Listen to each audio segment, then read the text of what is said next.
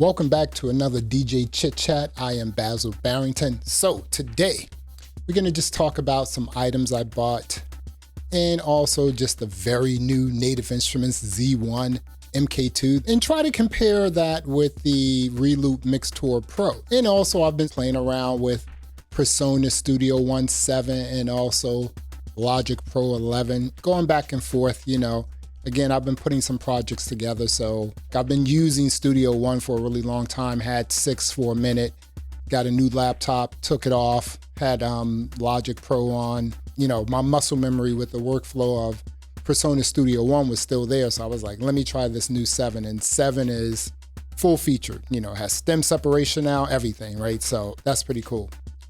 So let's talk about some items I bought here, okay? But before we do that, it's not a new set, it's not a new video set. If you recall, early on when I started posting YouTube videos, this was the backdrop, right? So, and then I went back there into my back studio because it was less noise, but now I'm back here. So I'm gonna be going back and forth. I'm putting together another video set as well. So we're gonna see. Let's get to some products that I have purchased. So the first one is the Gator Frameworks desktop speaker wedge stands, right? Now, the interesting thing about these here is these are slightly bigger. So I wanted these for some monitors that are 4.5 inches, the PreSonus Aris 4.5 monitors. And I was like, hey, you know what? I'm gonna go ahead and get these because the first ones I bought were for my PreSonus Aries 3.5 Bluetooth monitors I just got. I'm gonna show you that as well. So I got some wedge stands for those. I'll leave a link in the show description. I'll also show you some B-roll in terms of everything that I bought, right? The next thing I purchased was another PreSonus IO Station 24C. This is my second one. So this thing is really cool. This is basically the PreSonus Faded Port Pro and one of their audio interfaces got together and produced this here. This is not only an audio interface, but is also a fader port. So, you can do everything with this, right? And it's kind of cool and I like it. It's built well, it sounds great. And everyone who talks about, oh, PreSonus is this, PreSonus is that. I've been using PreSonus products on a regular basis for over 12 years.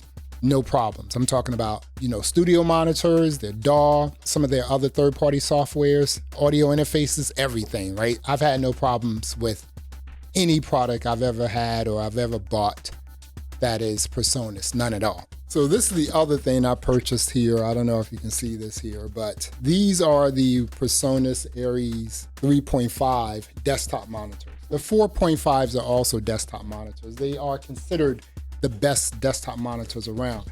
I wanted these because I wanted like a Bluetooth speaker and they work really well. They sound great. Everything is set up right here. Again, I'm gonna show you some B-roll just so you can see what everything looks like. And I like it. And like I said, I have some wedges here, some speaker wedges, so everything works out pretty well there. So I'm okay with that, right? And I just wanted things to be set up, properly here, so my workflow is really cool. Now, I did purchase something else, but I returned it, so, okay. I purchased the Elgato prompter, so basically a teleprompter. And it's a really cool device. I mean, it has a monitor on it. I mean, like, how many teleprompters do you buy that's less than, I don't know, $1,000 that has a monitor. And this is only $300. It's a really good device. It's a really good product. So I shoot on an iPhone. That's my iPhone right there. I can touch it, right? And so they're like, hey, yeah, it can work on an iPhone, right? So you just use like a universal mount and everything to work out. But the problem is, the camera's on the side, right? So you have to like sort of position it to the side and then sometimes it's too low. So then, you would hit like a lip on the teleprompter. So you would have this like just little white thing, this white snow at the bottom. So I lift it up a little bit. I was able to get the position correct. However, once you set this on a teleprompter using an iPhone, right? Your iPhone now is sitting like maybe an inch or two back from like the actual screen. And then you're also projecting the camera through this screen. And Apple doesn't like that. So it just throws all of this like different coloration onto my face and everything else. And, you gotta turn up the lights. So, generally I rock my lights at about 3-4%. you know, with the teleprompter, with the Elgato prompter, I mean, my lights were at like 15, 20%. I was like, no. Now, the Elgato prompter probably works really well with like regular cameras, you know, like a Canon, Sony, anything like that. Any of their products, any of their face cams, I'm quite sure it's flawless. But with an iPhone, it's not perfect, you know. And again, like I said, once you mount it and then the camera is like pointing through that screen on the teleprompter, your color is completely screwed up. So you have to like change all of that and reset it and just get it all right. It just didn't work for me. And it's sort of big. I mean, if you're gonna set it and forget it, it's fine. I would probably use that if I had a regular camera, but I don't, so I returned it. So I don't have it anymore. So let's talk about the Native Instruments Traktor Z1 MK2. This thing is, oh my goodness, right? Mine is on the way, so I'm gonna have my little video I'm gonna do for the Traktor Z1 MK2. So this thing is dope. It has screens. It has EQ and stem controls on the EQ. Come on, right?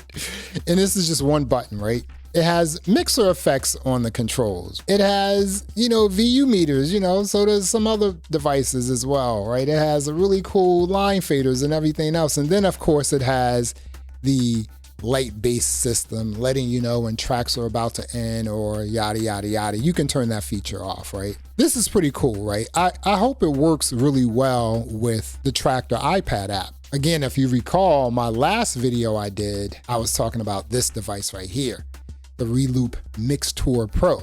I like this device, but first of all, this is a $500 device. The Z1 is a $260 device. This is, you know, packed with features, the whole nine, but I just thought that, you know what, it's just something that is very interesting about this device that I'm not feeling, right?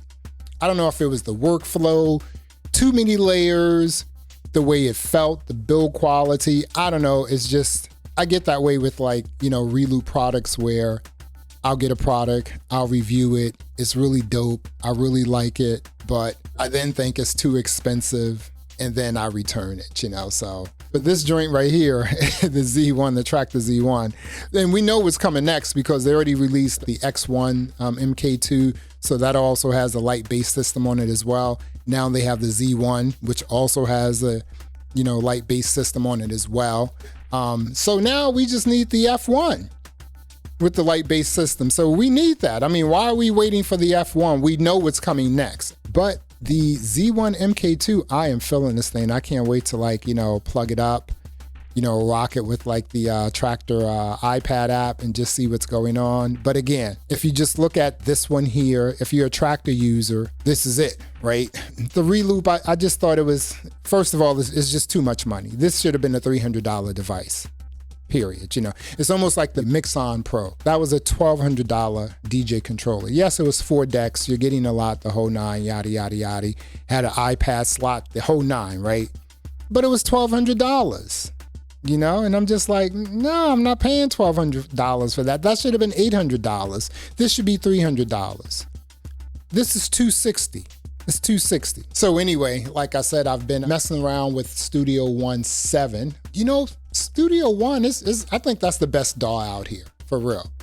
I worked with Logic Pro when eMagic, you know, owned it, a German company, before they sold it to Apple. And I used that for like 10, 12 years. And then I went to a NAMM show and I went to the PreSonus booth and I spoke to someone, got a contact, we stayed in touch, and then they started sending me gear. They sent me like the Studio One. I think at that point it was a 3, like version 3, or maybe even version 2 when it really didn't look that well, right?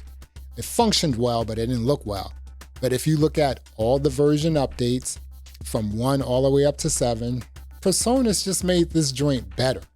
And not to mention, you can not only produce music, mix music, like in PreSonus Studio One, but then when you're done, you can master it in Studio One. So, you know, they have a project page, you know, so you can just bring it in, bring in all your plugins, the whole nine. The other thing that's, speaking about plugins, is this, right? I've noticed that with Logic and also PreSonus Studio One, stock plugins are doing a lot better now. As a matter of fact, I got rid of all of my Waves plugins, but when it comes to like mixing down and like using, you know, these stock plugins, I'm all in. And don't forget, PreSonus has the mix effects, and they have a plugin called the Porta Studio. The Porta Cassette.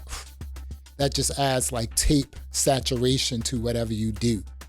And it's crazy. So what you're listening to right now, it will have a tape, a Porta Cassette, sort of plug-in on top of that. But really good mix effects with Studio One. I'm loving all of that. So again, this is the video set that I am on right now, and I will show you some B-roll.